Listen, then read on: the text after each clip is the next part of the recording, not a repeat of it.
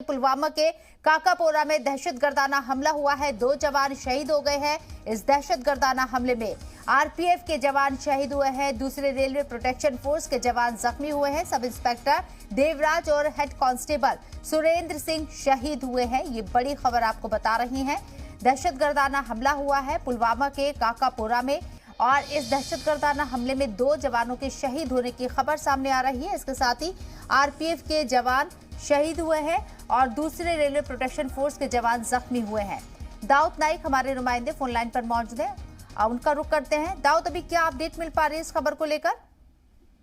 जी बिल्कुल, जिस तरीके से आपने नाज़रीन को बताया कि मिलिटेंट की जानिब से रेलवे पुलिस प्रोटेक्शन को आज निशाना बनाया गया। और मैं आपको बता दूं, ये दोनों रेलवे पुलिस प्रोटेक्शन अफसर जो थे वो बिल्कुल सीएल बाहर निकले थे। इख्तियार के लिए कुछ सामान खरीदना था, बिना हथियार के थे, बिल्कुल निहत्थे थे और उनको टारगेट किया गया है। तो इस हमले में अभी तक ये बताया जा रहा है कि एक जो रेलवे पुलिस अफसर है उसकी ऑन स्पॉट डेथ हो चुकी है और दूसरे की भी मौत की खबर आ रही है, लेकिन दूसरे अपराध की मौत की खबर जो है अभी कंफर्म नहीं हुई है।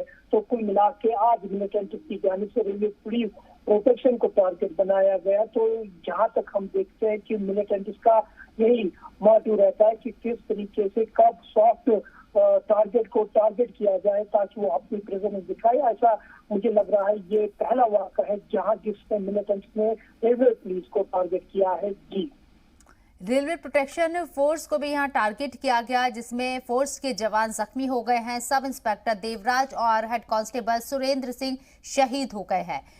क्या घात लगा के ये लोग बैठे हुए थे? कैसी पूरी प्लानिंग हुई? अभी पुलिस की तरफ से, सिक्योरिटी फोर्सेस की तरफ से क्या कोई जानकारी दी गई है?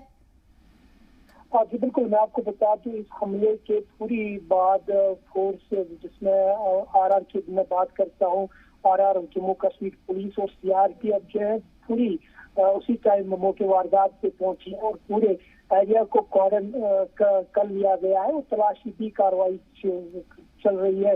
तो साथ साथ इन्वेस्टिगेशन भी जारी है, क्योंकि जिस तरीके से दिन दहाड़े ये हमला किया गया है तो वहाँ पे पुलिस का ये काम रहेगा कि आई विटनेसेस से भी जो है रिपोर्ट स्टेटमेंट ले ली जाएगी कि क्या ये हमलावर कितने थे। वो फिलहाल ये खबर जो ही डेवलप होगी इसके जो हकाइक है वो सामने आ जाएंगे। फिलहाल पूरा काकपुरा इलाका जो है फोर्सेस के गिरफ्त में है और हमलावरों की तलाश जो है बड़े पैमाने पर शुरू कर दी गई है। जी, कितने लोग अभी जख्मी हुए होंगे? कितनी तादाद होगी ऐसे लोगों की जो जख्मी हुए?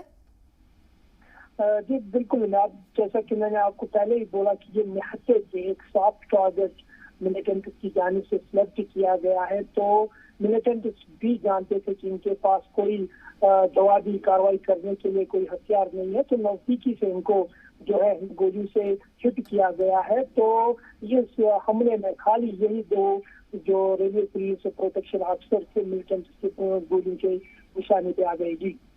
दाऊद, आपने बताया कि अब तक के हमलों को अगर देखा जाए तो ऐसा पहली मर्तबा है कि रेलवे पुलिस को भी यहाँ टारगेट किया गया, उनके ऊपर अटैक किया गया।